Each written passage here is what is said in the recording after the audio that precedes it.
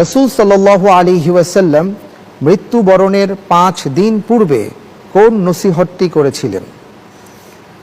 ক, তোমরা আমার কবরকে মূর্তি বানিও না। খ, তোমরা আমার কবরকে আনন্দ উদযাপনের কেন্দ্র বানিও না। গ, ইহুদি নাসারা ও মুশরিকদের কে আরব উপদ্বীপ থেকে বহিষ্কার করে দাও।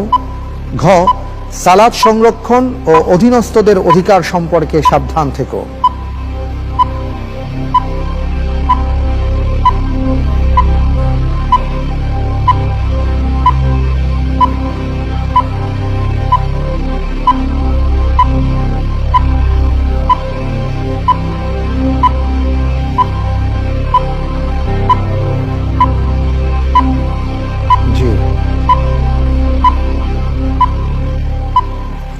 সময় ফুরিয়ে যাচ্ছে দ্রুত। ইনশাআল্লাহ ক, তোমরা আমার কবরকে মূর্তি বানিও না। লক করে দেব। লক করে দেওয়া হোক ক।